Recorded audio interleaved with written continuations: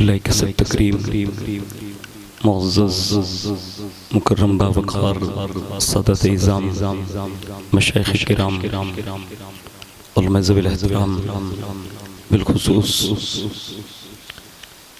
हुज़ूर सैयद सरकार सैयद अय्यूब मियां बापू क़ादिरुल जिलानी दामत बरकातुहुल क़ुद्सिय्या इमाम ख़तीब क़ादिरी मस्जिद हूना और दिगर बावक़ार बिरादरीन इस्लाम अस्सलामु अलैकुम व रहमतुल्लाहि व बरकातुहू।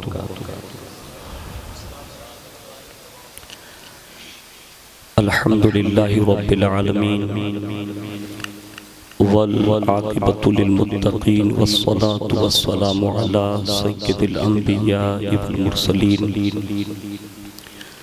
व अला आलिहि व अस्हाबिहि व अज़वाजिहि व ज़ुर्रिय्यातिहि व अहले बैतिहि व इब्निहिल गौसिल अअज़मिल जिलानी व मुईनिल मिल्लति वद्दीन व शैख़िल इस्लाम वल मुस्लिमीन अअलल हज़रतिल इमाम अहमद रज़ा व अला इबादिल्लाहि सालिहीन अजमईन अम्मा बाद फ़अऊज़ु बिल्लाहि मिनश शैतानिर रजीम बिस्मिल्लाहिर रहमानिर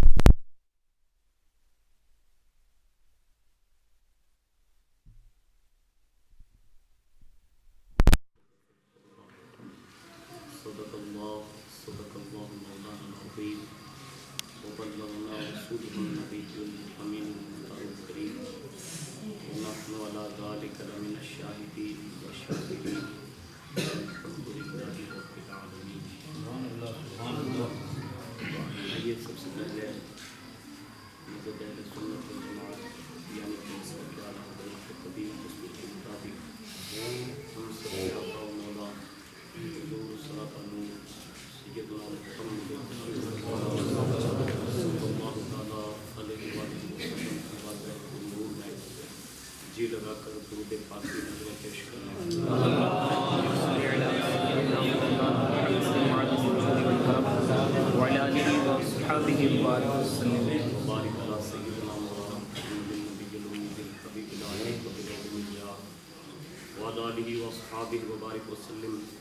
नबी और आले नबी परेशान और मोहब्बत से जी लगा कर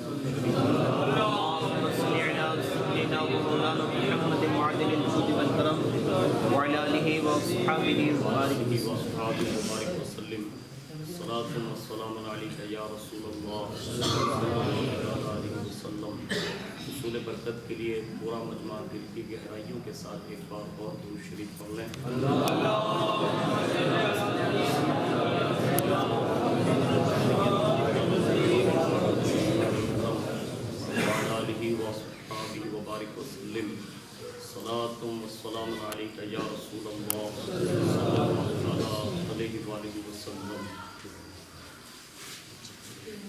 तू हुसैनी हसनी क्यों न महबूब दीन हो,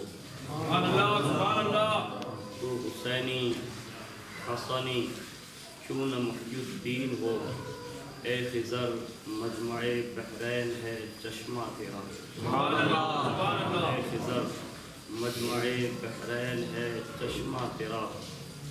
और वो सिपात की शान ये है, इमाम कहते हैं कि कसमें दे दे के खिलाता है तुझे, कसमें दे दे के खिलाता है पिलाता है तुझे, प्यारा अल्लाह तेरा चाहने वाला तेरा, अल्लाह तेरा चाहने वाला तेरा। और मुस्तफ़ा के तने बेसाया का साया देखा, मुस्तफ़ा के तने बेसाया का साया देखा, जिसने देखा मेरी जान जलवे ज़ेबा तेरा, जिसने देखा मेरी जलवे ज़ेबा तेरा। और इब्ने ज़हरा को मुबारक हो अरूसे कुदरत, इब्ने ज़हरा को मुबारक हो अरूस से कुदरत कादरी पाएं तसद्दुक मेरे दुल्हा तेरा, कादरी पाएं तसद्दुक मेरे दुल्हा तेरा। और क्यों न कासिम हो कि तू इब्ने अबुल कासिम है, क्यों न कासिम हो कि तू इब्ने अबुल कासिम है। क्यों न कादिर हो कि मुख्तार है बाबा तेरा, क्यों न मुख्तार हो, क्यों न कादिर हो कि मुख्तार है बाबा तेरा। और किसी आशिक ने वसीयत माप की शान ये बयान की है कि बादशाह हर दो आलम शाह अब्दुल कादिर, बादशाह हर दो आलम शाह अब्दुल कादिर, सरवरे औलाद आदम शाह अब्दुल कादिर। आफ्ताबो महताबो अर्शो कुर्सियो कलम, आफ्ताबो महताबो अर्शो कुर्सियो कलम, नूरे क़ल्ब अज़ नूरे आज़म शाह अब्दुल कादिर। एक बार बड़ी मोहब्बत से दुरूद शरीफ पढ़ लें। अल्लाहुम्मा सल्ली अला सैयदना मौलाना मुहम्मद बिन मादिल जुदी वल करम व अला आलिहि व अस्हाबिहि व बारिक व सल्लिम। सलातु व सलाम अलैका या रसूलल्लाह सल्लल्लाहु तआला अलैहि व आलिहि वसल्लम। अल्लाह रब्बुल इज्जत की तौफीक से हम और आप उसके प्यारे महबूब सल्लल्लाहु तआला अलैहि वसल्लम के सदक़े तो फैल बिलखुसूस गौसियत माब रज़ियल्लाहु तआला अन्हु की निगाह इनायत से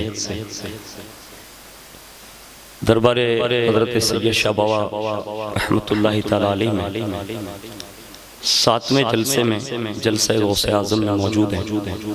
अल्लाह तबारक व तआला इन नुफूस कुदसिया के सदक़े में हम सब की हाज़िरी को कबूल फरमाएं और इस हाज़िरी को हम सब की नजात का ज़रिया बनाए। अभी वो लाइट गुम हो गई। आप क्या ख्याल कर रहे थे अल्लाह बेहतर जानता है। हालांकि अभी मैं ये दूसरा माइक लाया कल की थोड़ी तबीयत की वजह से, तो मैं दिल ही दिल में सोच रहा था कि आजमाइश जब होती है ना तो हथियार सामने मौजूद हो फिर भी इम्तिहान होता है। और मैंने अल्लाह की इज़्ज़त की कसम जब मैं अशार सुनाने लगा तो ये ख्याल किया, मैंने अपने बुजुर्गों से सुना था कि जब वो उससे पाक बयान करते थे तो एक बार बारिश होने लगी, तो वो जो बुजुर्ग जो वाक़या सुना रहे थे ना, उस वक्त बारिश हो रही थी और बारिश होते होते तो उन्होंने ये वाक़या सुनाया कि तूने गौसे पाक को ये शान अता फरमाई थी कि जब गौसे पाक बयान कर रहे थे और बारिश होने लगी तो गौसे पाक ने एक जुमला कहा का करीम मैं तेरे लिए सबको इकट्ठा करता हूँ और ये बरसात सबको बिखेर रही है। तो वो बुजुर्ग कहते हैं, और मैंने वो जलसा भी गालिबन यूट्यूब वगैरह पर देखा भी कि जब वो बुजुर्ग ने ये बात बयान की ना तो उसी वक्त वो बारिश रुक गई। यानी गौसे पाक के ज़माने में तो बारिश रुकी थी जो हमने सुना है, लेकिन गौसे पाक की ये करामत जब उस जलसे में बयान की गई तो वो जलसे में भी बारिश रुक गई। मेरे दिल में एक ख्याल आया कि बड़ा अजीब व गरीब इम्तिहान है। गला भी कभी कभी साथ छोड़ देता है और नया महक लाया हूँ और लाइट ने भी साथ छोड़ दिया। तो मेरे दिल में एक ख्याल आया कि अल्हम्दुलिल्लाह मेरे गौस की ये शान है कि मेरा गौसे आज़म जिस जलसे में जलवा फिलन हो जाता था, एक दो बंदे नहीं 70 हज़ार बंदे खिताब सुनने के लिए आते थे। लेकिन जो पहली सफ में सुनता था ना वो आखिरी सफ वाला भी सुना करता था। ये वसीयत माप के इन करामतों का ज़हूर है। जब भी कभी ऐसे वाक़यात पेश आ जाए ना तो ऐसी करामतें याद कर लिया करें, तो इसकी बरकतें मिलती है। तो ये एक ज़िम्नन मैंने बात आपके सामने पेश कर दी। गौसे पाक से बड़ी मोहब्बत करें, उनकी उनसीयत दिल में रखें। अल्लाह बड़ा करीब है। गौसे पाक के सदके में न जाने कितनों को नवाजा और आज भी नवाज रहा है। मैं गौसे पाक रज़ी अल्लाह तआला अन्हु के आबा व अजदाद के हवाले से चंद बातें अर्ज करूंगा और उसके फौरी बाद मैं गौसियत माब रज़ी अल्लाह तआला अन्हु के हवाले से जो बहुत ही मशहूर है कि आपके वालिद, आपके नाना और आपकी वालिदा और आपकी फूफी, ये 4 अफराद के वाक़यात हम ज़िंदगी भर से सुनते आ रहे हैं और अल्हम्दुलिल्लाह सुनाना भी चाहिए, सुनते भी रहना चाहिए। लेकिन सुने अल्लाह तबारक व तआला ने हुज़ूर गौसे पाक रज़ी अल्लाह तआला अन्हु को जो शर्फ अता फरमाया वो ये है कि आप नजीबुत तरफ़ैन सैयद हैं। नजीबुत तरफ़ैन का मतलब ये होता है कि आप अपने वालिद की जानिब से जितने भी उनके दादा परदादा जो भी हुए वो भी सारे के सारे इमाम हसन की औलाद से हुए। और वालिदा की जानिब से आपकी वालिदा, आपकी नानी, उनके अब्बा होते होते ये सिलसिला इमाम हुसैन पाक तक पहुँचता है। यानी इमाम हसन और इमाम हुसैन का दोनों फेज अगर किसी बुजुर्ग में शजरे यकजा मिल जाएं तो इससे नजीबुत तरफ़ैन कहते हैं। यानी दोनों तरफ से ये दोनों रूहानी फैजान का मिलना, इसलिए आप खानदान अहले बैत में ये आपका बहुत बड़ा ये शर्फ है जो कायनात में कम लोगों को मयसर है। लेकिन जैसा गौसे पाक को मयसर है ऐसा किसी को मयसर नहीं। बेटा होना यकीनन बड़ी नेमत है, लेकिन गौसे पाक रज़ी अल्लाह तआला अन्हु की शान बड़ी निराली है। मैं उनके आबा व अजदाद के नाम बतौर तबरुक अर्ज कर देता हूँ और आपके दिल में अगर ये उम्मीदें हैं तो आप इन नामों को सुनते सुनते अपने दिलो दिमाग पर अच्छी नीयतें कर लें, अच्छी मुरादें मांग लें, तमन्नाएं कर लें। इसलिए कि ये उनके नाम हैं कि जिनके बेटे के नाम की तासीर ये है, जिनके बेटे के नाम की तासीर यह है कि अल्लाह ने खुद फरमाया अब्दुल कादिर तेरा नाम जो लेगा तो वो इसमें आज़म होगा। यानी गौसे पाक रज़ी अल्लाह तआला अन्हु का नाम भी इसमें आज़म होगा। और ये वाक़या आपने सुना होगा, एक माँ आई थी और उसने अपने बेटे की बात की, कहा मेरा बेटा जो है इंतकाल कर गया। गौसे पाक ने फरमाया जा वो जिंदा हो गया होगा। अब जब वो गई तो जिंदा नहीं हुआ, वापस आई, कहा जिंदा नहीं। दोबारा आई, दोबारा फरमाया, दोबारा गई, 6 बार आई, 6 बार फरमाया, नहीं आया। लेकिन जब चौथी बार आई ना तो फरमाया जा अब आ ही गया होगा।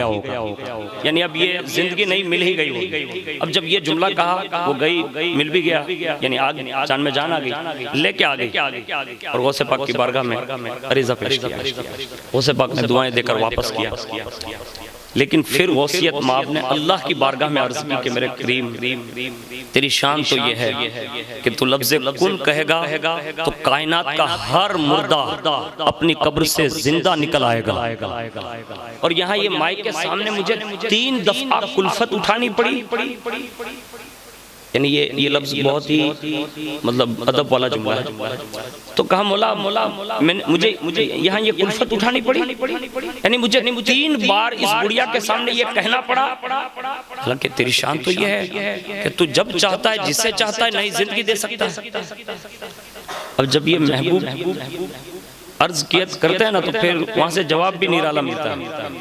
अब्दुल कादिर अब ये कुल्फत की बात छोड़, तू है ही मेरा महबूब।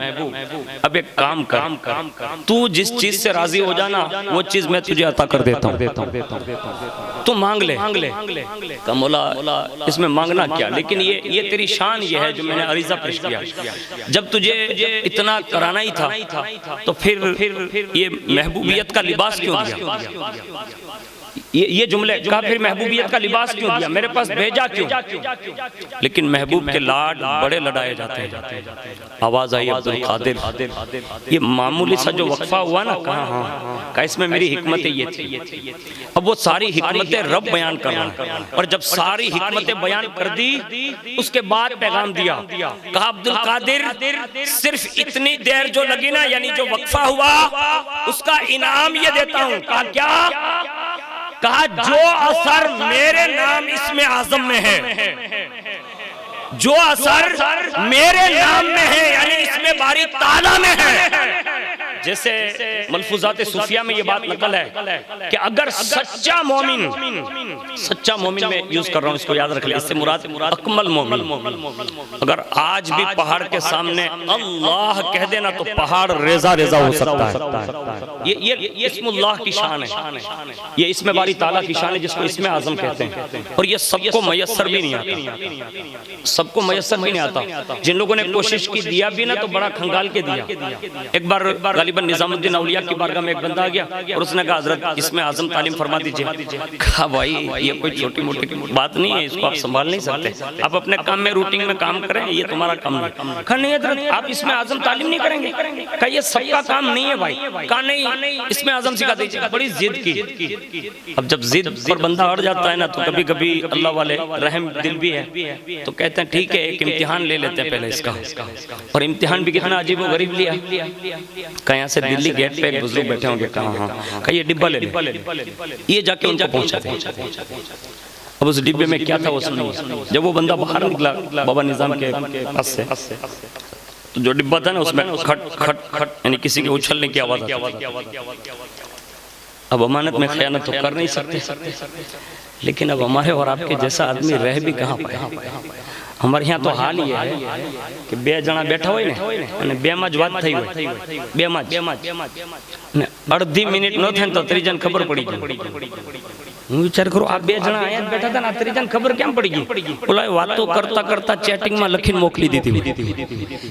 ये हाल है हमारे। यानी अब हम राजदार लोग नहीं रहे, और जब से राजदारियां चली गई ना, तब से देख लें चलते फिरते औलिया भी मतलब खुफिया तौर पर रख दिया गया। यानी अब बज़ाहिर जल्दी से कोई वली इतना जाहिर नहीं होता। पहले क्या होता था, बच्चा पैदा होता था पूरे शहर में पता चल जाता था कि फला के यहाँ वली ने जन्म लिया, होता था ना। ये छुपा क्यों दिया गया? क्योंकि अब लोग राजदार नहीं रहे, और जो राजदार नहीं रहता तो फिर उसको सूली पे लटका दिया जाता है।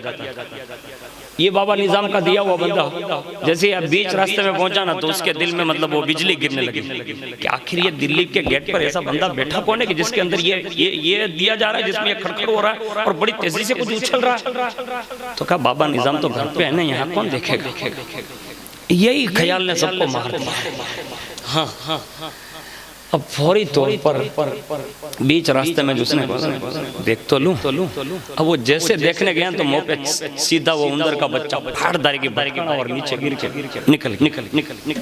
अब उसको लगा गुस्सा, का सीखने आया था मैं इसमें आजम, और ये मुझे डब्बा देकर खाली मेरी मजाक उड़ाने के लिए ये उंदर फाड़कर डिब्बे में पूरकर मुझे अमानत कह रहे हैं कि ये अमानत दिया। मैं क्या उंदर को इधर से उधर करने के लिए आया था? मैं तो इसमें आजम। उससे मैं वापस पलटा और जाकर डिब्बे का ऐसे घा किया, और जैसे फेंका ना तो निजामुद्दीन औलिया बड़े रहमदिल थे। अब भाई क्या हुआ? कहा आप इतने बड़े बुजुर्ग होकर हम जैसे लोगों की मजाक उड़ाते हैं। अब ये इसमें आजम लेने आया होगा तो कोई अनपढ़ आदमी तो नहीं होगा ना भाई, बड़ा पहुंचा हुआ और निजामुद्दीन औलिया के जमाने का बंदा। उसने कहा आप हम जैसे लोगों का मजाक उड़ाते हैं। भाई मजाक नहीं उड़ाया। कहा तू बड़ी चीज मांगने आया था ना, तो मैंने छोटी चीज से तेरा इम्तिहान लिया। जब तू अंदर का बच्चा नहीं संभाल सकता तो इसमें आजम कहाँ संभाल पाए? ये हमारी कैफियतें। और जो बेराजी का हाल ये है, अल्लाह रहम फरमाए, कि अगर सीक्रेट से सीक्रेट यानी एकदम अंदर की भी बात हो ना, तो फिर वो हम बाहर उछाल। कभी ऐसा ना करें, इसलिए कि फिर फांसी की सजाएं लगती है। हजरत मंसूर हल्लाज का गालिबन वाक़या है, ये बात लिखी कि उनकी बहन जो थी ना वो इसमें आजम जानती थी, और वो आधी रात के वक्त घर से बाहर जाता। तो भाई भाई होता है, आधी रात को बहन का निकलना खतरे से खाली नहीं ना भाई। तो दिल में ख्याल आया कि आज इसका पीछा करते, ये जाती कहाँ। पीछा करते करते गए ना तो जंगल में जाती और रब की बारगाह में ऐसे हाथ उठाती ना तो उनके लिए एक पानी का प्याला आता था और वो नोश थी। जब वो पीने लगी, खुदा की कुदरत का कमाल देखे, मंसूर हल्लाज ने देख लिया, कहा इसमें कुछ लगता है, बहन के लिए ऊपर से प्याला आया, वो पी लेगी ना थोड़ा बहुत तो फिर जाएंगे। जैसे उन्होंने नोश करना शुरू किया, यहाँ तक कि वो एक ही लम्हे में मतलब 3 घुट में उतार जाना था और जैसा वहाँ से मिलता था वही होता था। अब जैसे वो पी गई, थोड़ा सा बचा कुचा जो पानी रह जाता प्याले में, मंसूर हल्लाज पहुँच गए। कहा बहन मैं तो तेरी तलाश के लिए आया था कि तू आखिर जाती कहाँ है, लेकिन आज पता चला कि तू यहाँ आकर रब से डायरेक्ट ये प्याला पाती है। अब मैं तुझ पर शक तो नहीं करता, यकीनन तो अल्लाह की मकबूल है, लेकिन ये था क्या? का मंसूर इसको राज रहने दे, ये जो था ना उसको राज रहने दे। कहा नहीं बताना पड़ेगा ये था क्या। कहा मैं तो नहीं बता सकती। उन्होंने फौरन प्याला जोट लिया और प्याला जोट कर उन्होंने ये समझा कि ये पानी होगा। उन्होंने और जैसे पी लिया ना, अब जो सालों से मुजाहिदियत का बात पीते हैं ना तो फिर उनको हजम का मादा होता है, और जो बिगैर मुजाहिदे के पी लेते हैं तो फिर उसको हजम जल्दी नहीं होता। अब उन्होंने एक नारा लगा दिया, जैसा कि किताबों में लिखा है, उसकी तहकीकात की दुनिया में जाएंगे तो कुछ और जवाब होगा, लेकिन उन्होंने नारा लगा दिया और उस नारे पर हजरत मंसूर हल्लाज को बाकायदा फांसी दे दी। और फांसी क्यों दी गई? तो लोगों ने कहा इन्होंने वो पानी का जो कतरा पिया था ना तो पर्दे हट गए। अब पर्दे हटे ना तो उन्होंने पर्दों का इंकिशाफ कर दिया, यानी लोगों के सामने भी उन्होंने खोलना शुरू कर दिया, इसलिए सजा ये मिली। हालांकि ये बंदों के लिए खास नेमत होती है, सजा ये मिली, फांसी पर लटका दिया गया। और जब वो फांसी पर लटका दिए गए तो लोग कहते थे कि मंसूर जो है ना वो अनल हक का नारा लगा चुके थे, और उसकी वजह यह थी कि वो पानी का कतरा जो है ना उनके दिल को मतलब वहां तक पहुंचा दिया था। लेकिन कुर्बान जाए उस वक्त उन्हें थामने वाला कोई नहीं था, यानी मंसूर हल्लाज को कोई थामने वाला नहीं था। लेकिन या गौसे आजम तुम्हारी अजमतों को सलाम। वाकया पेश आया सालों पहले, लेकिन गौसे पाक अपने जमाने में फरमाते हैं अगर अब्दुल कादिर मंसूर हल्लाज के जमाने में होता तो मैं मंसूर हल्लाज को बचा लेता। यानी ये ताकत है गौसियत माफ की। मैं कहता हूँ जिनके बेटे की ये शान है तो उनके बाप दादा का आलम क्या होगा। उसमें से जो मैं नाम सुना रहा हूँ ये बाबा की जानिब से दिल थाम कर बैठे हैं। गौसे पाक के सबसे बड़े बाबा यानी दादा मुहम्मदुर रसूलुल्लाह, उनकी बेटी सैयदा तैयबा फातिमा ज़हरा, उनके शौहर अलीजुल मुर्तज़ा, उनके बेटे इमाम हसन मुश्तबा, उनके बेटे हजरत सैयदना इमाम हसन मुसन्ना, उनके बेटे हजरत सैयदना अब्दुल्ला महज, उनके बेटे हजरत सैयदना मूसा अल जौन, उनके बेटे हजरत अब्दुल्ला सालेह, उनके बेटे हजरत मूसा सानी, उनके बेटे हजरत अबू बकर, उनके बेटे हजरत शमसुद्दीन ज़करिया, उनके बेटे हजरत यहया जाहिद, उनके बेटे अब्दुल्ला हम्बली, उनके बेटे अबू सालेह मूसा जल्दी दोस्त, और उनके बेटे शेख अब्दुल कादिर जिलानी।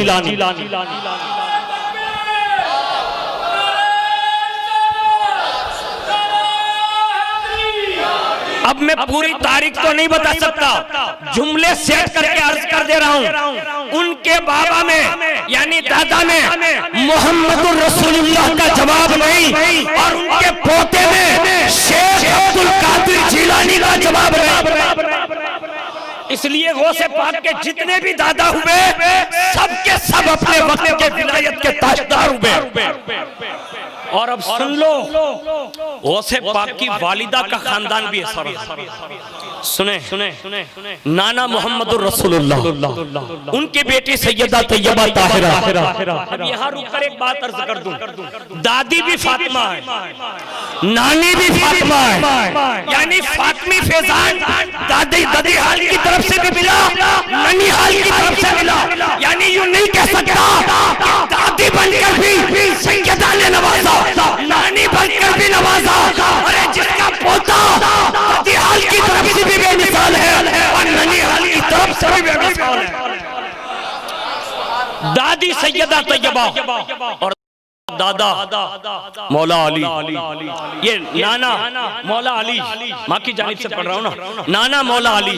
अब यहाँ ये नहीं कह सकता दादा भी मौला अली, नाना भी मौला अली, दोनों तरफ से अलवी फैजान। उसके बाद उनके बेटे इमाम हुसैन पाक। कौन हुसैन पाक?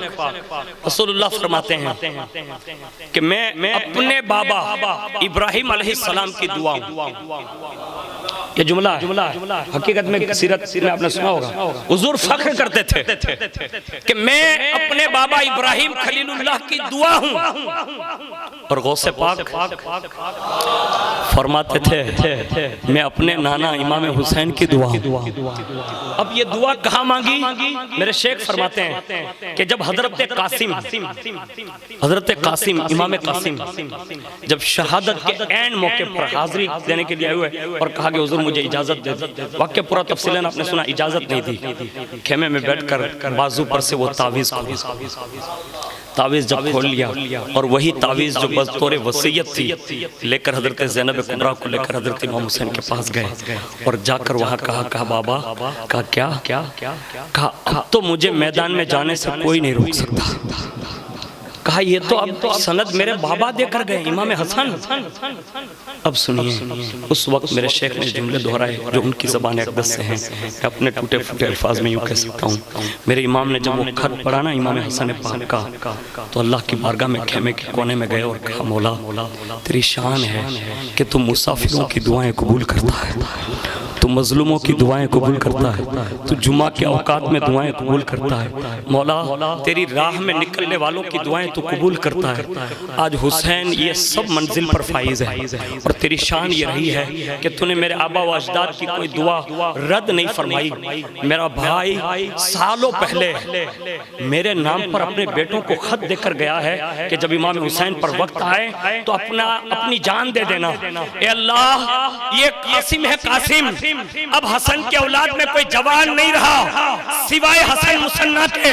ए मौला बच्चों का कोई मुस्तकबिल खास नहीं होता, लेकिन मौला मैं तुझसे दुआ करता हूँ, मैं मजलूम भी हूँ, मुसाफिर भी हूँ, तेरे मुस्तफा का नवासा भी हूँ और करबला में तेरी राह में हूँ। मेरे भाई हसन के औलाद में एक ऐसा बेटा दे दे कि जिसकी वजह से मेरे भाई हसन का नाम सुबह कयामत तक चमकता रहे। पैगाम आया हुसैन तुम्हारी दुआ हमने कबूल कर ली, तुम्हारे भाई के बेटों दर बेटों में 5वीं सदी में एक बेटा देंगे जिसका नाम अब्दुल कादिर होगा, मशहूर गौसे आजम से होगा और इस नाम की वजह से तुम्हारे भाई का नाम सुबह कयामत तक चमकता रहे। इसलिए इमाम हुसैन के नाना में, ये इमाम गौसे पाक के नाना में इमाम हुसैन जैसे नाना मौजूद है। आगे बढ़े और फिर उनके बेटे इमाम ज़ैनुल आबिदीन, उनके बेटे इमाम मोहम्मद बाकिर, उनके बेटे हजरत इमाम जाफर सादिक, उनके बेटे हजरत इमाम मूसा काज़िम, उनके बेटे हजरत इमाम अली रज़ा, उनके बेटे सैयद अलाउद्दीन अल जव्वाद, उनके बेटे सैयद कमालुद्दीन ईसा, उनके बेटे सैयद अब्दुल अता, उनके बेटे सैयद मोहम्मद, उनके बेटे अबू जमाल, उनके बेटे हजरत सैयदना अब्दुल्ला सुमई, उनकी बेटी उम्मुल खैर फातिमा और उनका लाडला शेख अब्दुल कादिर जिलानी। ये वो अजीम नाम है कि जिन नामों की वजह से आज पूरी कायनात अमन अमान और सुकून में। हाँ, आज उन्हीं की निगरानी है।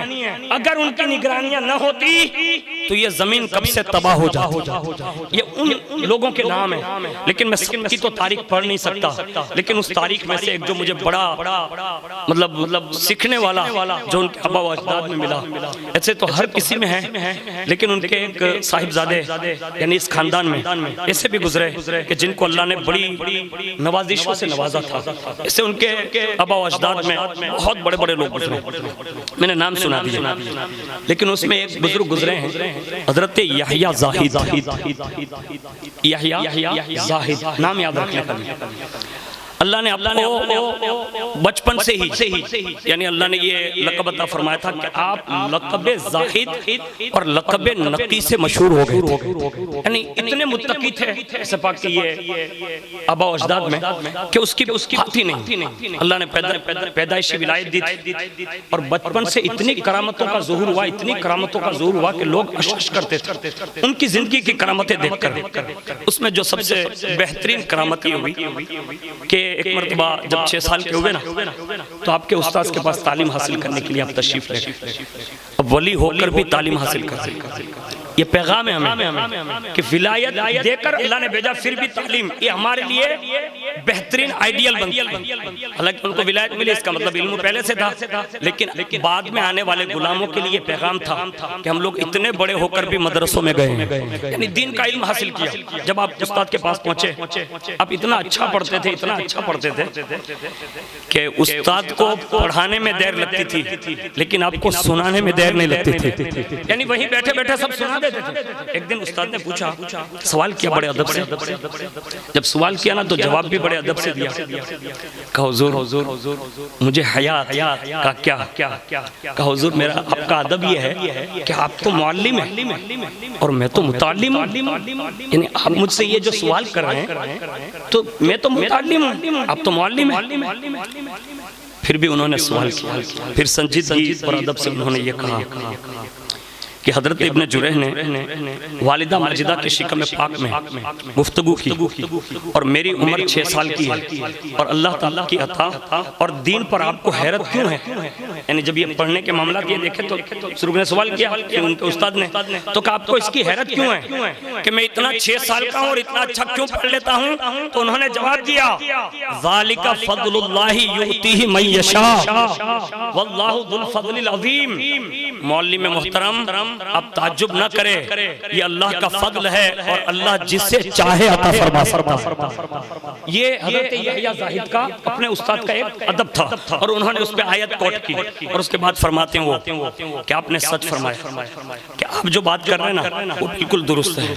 उसके बाद सुने, फिर वो कहते हैं कि अल्लाह वालों के महबूब, अल्लाह वाले जो होते हैं महबूब बंदे, उनकी रातें भी रोशन होती हैं, उनके दिन भी मुनव्वर होते हैं। सआदत और नेक बख्ती ये होती है कि उन्हें कुव्वते बाजू ये भी अल्लाह ताला की तरफ से होता है और अल्लाह ताला अपने फजल और करम से वो जब चाहे जिसे चाहे अता फरमा देता।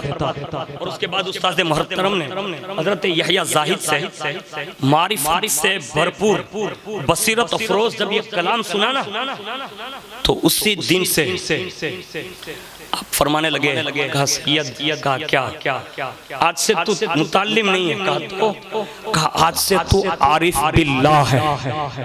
यानी 6 साल की उम्र में गौसे पाक के बाबा में हजरत यहया ज़ाहिद जो थे ना उन्हें आरिफ बिल्लाह का लक़ब उनके उस्ताद ने अता फरमाया। और जब आप 15 साल को पहुंचे, 15 साल के गौसे पाक के ये बाबा इतनी सख्ती से नमाज के पाबंद थे कि उन्होंने जिंदगी भर कभी जमात नहीं छोड़ी। आप समझ रहे मेरी? जब बाप दादा इतने नेक होते हैं ना तो फिर उनके बेटे अब्दुल कादिर जिलानी होते हैं। हाँ, हमें अपने आबा व अजदाद से सीखना चाहिए। कभी भी उन्होंने जमात से नमाज न छोड़ी। यहाँ तक के हर नमाज के लिए ताज़ा वज़ू फरमाते। यहाँ तक कि एक बार शिद्दत के साथ बीमार हो गए, फिर भी लोगों ने कहा कि हुजूर बीमारी तो उज़्र है, जमात तर्क हो सकती है। फरमाने लगे तुम जमात की बात कर रहे हो, यहया ज़ाहिद नफल भी तर्क न करेगा। ये तो वाजिब है ना, जमात तो वाजिब है, नफल भी तर्क न करेगा। इतनी बीमारी के बावजूद आगे फरमाते हैं कि सुन्नत और नवाफिल भी कायदा अदा फरमाते, हमेशा मस्जिद जाते। और उसके बाद अल्लाह ने इसी खानदान में बहुत सारे बेटे एक के बाद बिगड़े दिए।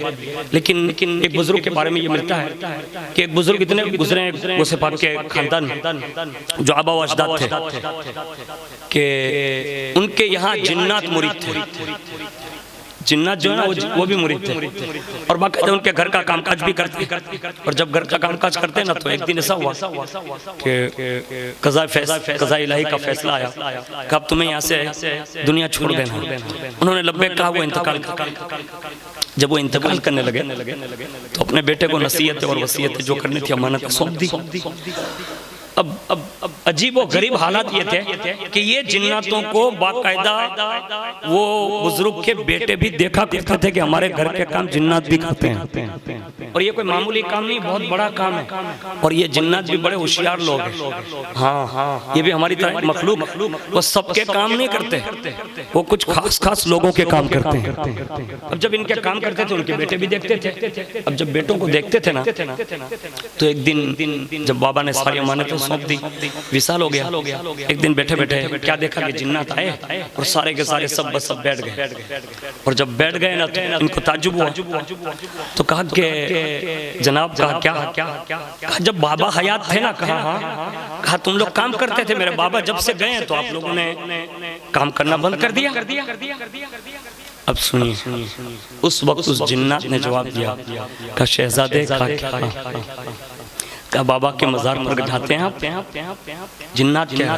कहा बाबा के मज़ार पर जाते हैं? कभी कभी जाता हूँ। कहा कभी कभी नहीं, रोज जाइए, रोज जाइए। और फिर उसने एक वजीफा दिया, कहा ये आयत है ना, कहा हाँ, कहा इसको पढ़िए, फिर आप कमाल देखिए। अब कमाल दिखाने का मतलब ये है कि जैसे बाबा के काम करते थे ना, ऐसे आपके काम भी करेंगे। यानी कमाल दिखाने का यही मतलब था। फौरन का ठीक है, जाएंगे कल से। अब रोजाना शुरू कर दी। 8 दिन बीते ना, 8 दिन, और वहां जाकर वो आयत पढ़ने लगे। 8 दिन हुए। 8 दिन के बाद जब मजार से घर लौटे ना, तो क्या देखा, घर का सारा कामकाज हो चुका है। जिन्नात अदब के साथ खड़े। कहा क्या हुआ? कहा 8 दिन में आपके बाबा ने उन्हें अपनी मंजिल तक तुम्हें पहुंचा दिया। यानी ये गौसे पाक के खानदान के लोग हैं। और उन्हीं में से अल्लाह ताला ने हुजूर गौसे पाक रज़ियल्लाहु ताला अन्हु के दादा को भी देखें या नाना को देखें। हज़रत अब्दुल्लाह सुमई की बात मैं बता दूं, नाना की तरफ से, क्योंकि दर्जे में माँ बड़ी अफजल रुतबा रखती है, इसलिए गौसे पाक के नाना को सुने। गौसे पाक के नाना का नाम हज़रत अब्दुल्लाह सुमई है। आप अपने ज़माने के बड़े मुत्तकी परहेज़गार इस हद तक रहे कि अल्लाह ने आपको मुस्तजाब दावत की मंजिल पर फाइज कर दिया।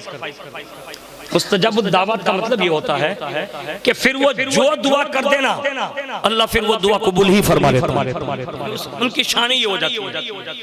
और उसके लिए हुजूर ने एक सहाबी रसूल ने अरीज़ा पेश किया था कि हुजूर, अगर किसी को मुस्तजाब दावत बनना हो तो कौन सा अमल करे? हुजूर ने फरमाया, सिद्क़े मकाल और रिज़्क़े हलाल। हलाल कमाओ, सच बोलो, अल्लाह तुम्हें मुस्तजाब दावत बना देगा। लेकिन जो शहजादे मुस्तजाब दावत होते हैं उनका कमाल अजीब गरीब होता है। लेकिन याद रखें, अगर अल्लाह ये रुतबे कभी अता भी फरमा देना तो फिर उसके शुक्र के गुण गाए जाए, ना शुक्री ना की जाए। इसलिए कि जिन जिन बंदों ने ये मंजिलें पाई वो शुक्रगुजार रहे। लेकिन कभी अगर ना शुक्री कर बैठे ना, तो फौरन उसी वक्त वो चीजें ले ली भी। उसकी एक मिसाल में पेश कर दूं, और हजरत अब्दुल्लाह सुमई के वाक़े को सुने। मूसा अलैहिस्सलाम के ज़माने में एक बंदा गुजरा था जिसको अल्लाह ने मुस्तजाब दावत बनाया था, और वो जिसके लिए जो दुआ कर देता था ना तो फौरन कबूल होती थी। जब हज़रत मूसा अलैहिस्सलाम का कौम जब्बारीन से मुकाबला हुआ ना, तो कौम जब्बारीन जो है ना वो मुस्तजाब दावत के पास गई और कहा कि हमारा मूसा अलैहिस्सलाम से मुकाबला होने वाला है। कहा करना क्या है? कहा तू दुआ ये कर दे कि मादअल्लाह मूसा अलैहिस्सलाम हार जाए, यानी उनका लश्कर हार जाए। अब ये मुस्तजाब दावत था, अल्लाह का खास बंदा था, यानी मूसा अलैहिस्सलाम का वली कह ले, ज़माने का वली कह ले। और अगर मूसा अलैहिस्सलाम का दीदार है तो वो अपने ज़माने का सहाबी है, मूसा अलैहिस्सलाम के ज़माने का। उसने कहा तुम बेवकूफ़ लोग हो। कहा क्यों? कहा कि तुम एक पैगंबर के बारे में बद्दुआ कराने आ गए। कर लो ना। ये कभी नहीं हो सकता, मैं अपनी आखिरत खराब करना नहीं चाहता। अब लोगों ने क्या किया सुने, उसे डराया धमकाया, जो कुछ भी उनसे बन सका वो किया, नहीं माना। आखिर दुनिया है। उन लोगों ने पैसा, यानी उस जमाने का जो रहा हो, उन्होंने थैलियां भरकर सामने रख दी और कहा तू जो मुंह मांगेगा ना वो कीमत देंगे, खाली बस बद्दुआ कर दे कि मूसा अलैहिस्सलाम हार जाए। लालच बुरी बला, लालच ने सबकी दुनिया भी बिगाड़ दी, आखिरत भी बिगाड़ दी। है मुस्तजाब दावत और पैगंबर अलैहिस्सलाम का ज़ाहिरी दौर में ये इतने बड़े मर्तबे, लेकिन उसके बावजूद भी लालच ने उसे अंधा कर दिया। और जब लालच ने अंधा किया ना, उसने कहा ठीक है कर दूंगा, इतना पैसा रख दो। अब उसे वो दौलत सोना चांदी जो भी रहा हो वो सब डाल दिया उसके आगे, और उसने फिर दुआ के लिए हाथ उठा दिया। अब ये दुआ बतौर बद्दुआ थी, उसको यूं था कि मैं तो मुस्तजाबुद दावत हूं। अब जैसे ही उसने मतलब हाथ उठाए ना, तो वो दुआ करना चाहता था मूसा अलैहिस्सलाम के लश्कर और उनके लिए, लेकिन दुआ निकली उस कौम के लिए, यानी जो दुआ करवाने बद्दुआ करवाने। इसलिए याद रख लें, बड़ों के बारे में जब भी बात आए ना, आज हमारे यहाँ ये लारी चलाने वाले, चाय बेचने वाले, चंपल बेचने वाले, गहरे गहरे नथु गहरे फाकी मस्कीते मसलते, जिसके भी बारे में हमें तो बकवास करते हैं। अब किसको बोल रहे हैं, थोड़ा ख्याल तो करें। ये सोशल मीडिया पर आप देख लें, जिसको आए इसको गाली, जिसको आए इसको मुनाफिक, जिसको आए इसको खारजी, जिसको आवे उसको यजीदी, जिसको आवे ये फला फला फला। आपके पास अक्ल सलीम नहीं है। आप किसके बारे में ये लिख रहे हैं और किसको क्या कह रहे हैं? अपना एहतिसाब करना। तुम ये समझ रहे हो कि हमारे साथ कुछ नहीं हो सकता। मूसा अलैहिस्सलाम के जमाने के वली या सहाबी के साथ ये हुआ है। बद्दुआ करना चाहा था उसने मूसा अलैहिस्सलाम या उनकी उम्मत के लिए, लेकिन बद्दुआ अपने लिए कर ली और उस कौम के लिए कर ली जो बद्दुआ करवाने आई थी। और फिर क्या हुआ? उसकी जबान जो थी ना वो निकल गई, यहाँ तक कि उसके नाफ तक पहुंच गई।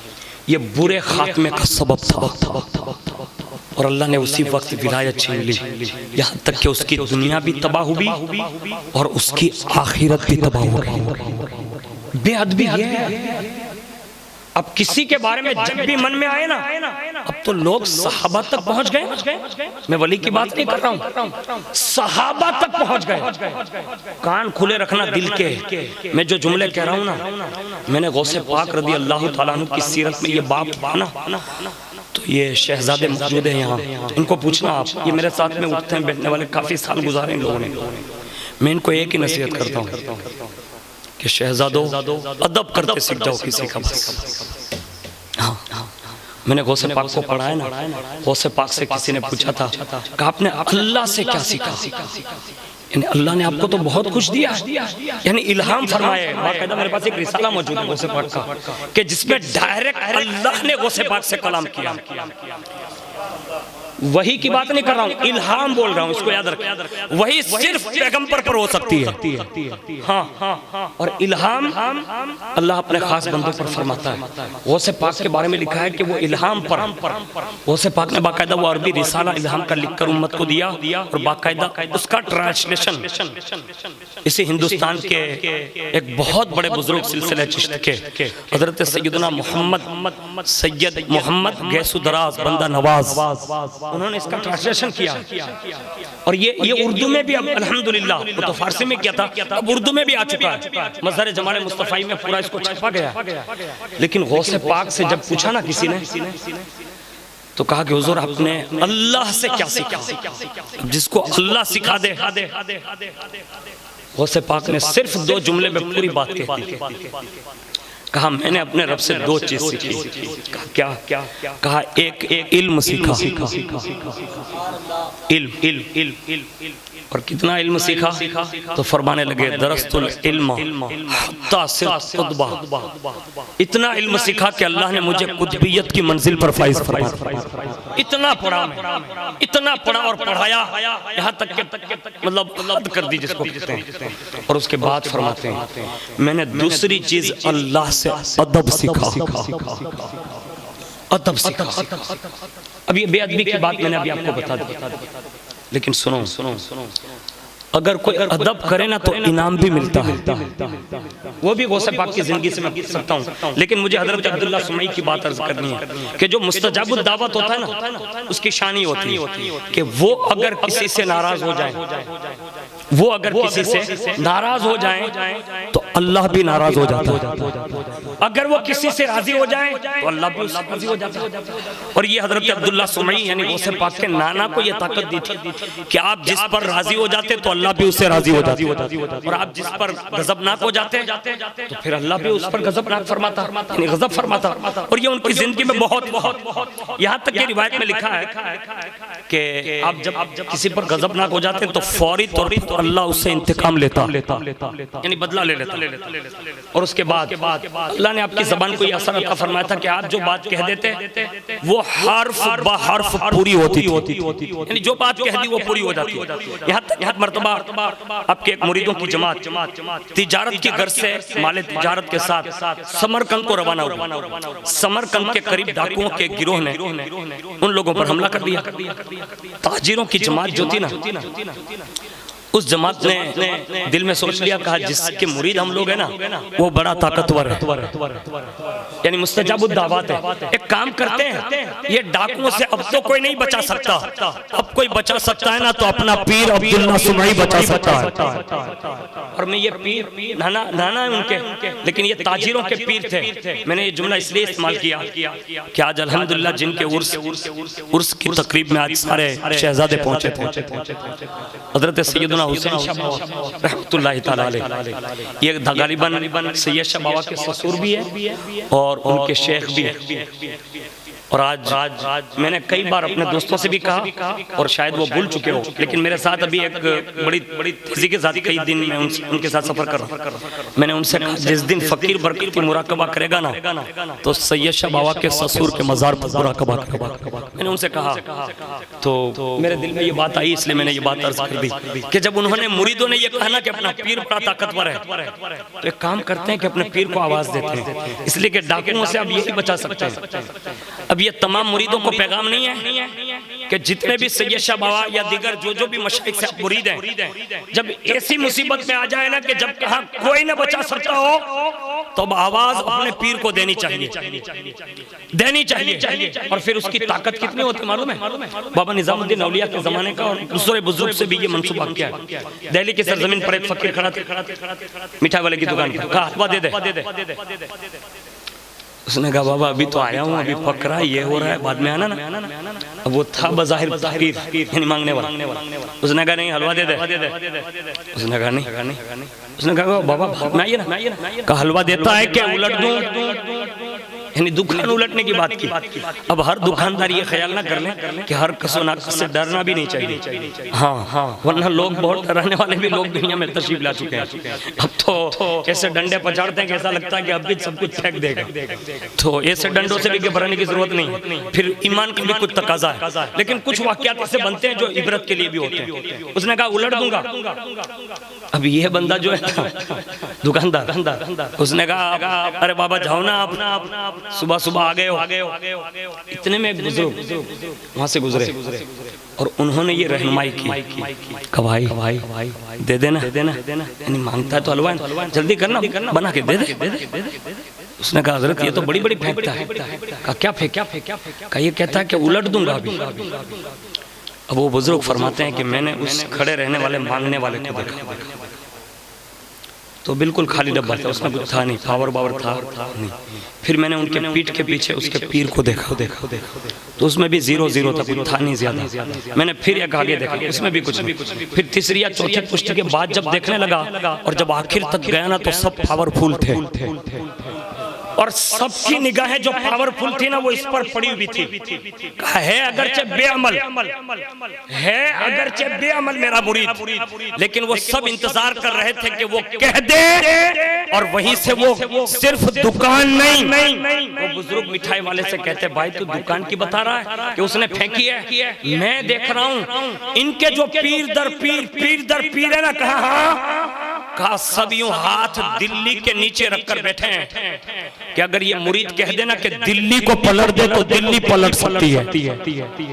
मैं कहता हूं जब मुरीद के बारे में इतने हसास है तो मुझे बताओ सैयदों के बाबा कितने अपने बेटों के बारे में हसास होंगे। कभी भी किसी शहजादे के सामने अड़ना नहीं चाहिए। हाँ, अड़ नहीं जाना चाहिए। हाँ, गर्दन खम कर लें, इसलिए कि वो बड़े लोग हैं और बड़े लोगों के सामने गर्दन खम कर लिए ना तो हमारे यहाँ तारीख जुनैद बयान की जाती है, खम करने की वजह से सैयदुत ताइफा बन। यानी ये कोशिश करनी चाहिए कि कभी कुछ बातें दरगुजर करके उनसे समझौता कर ले।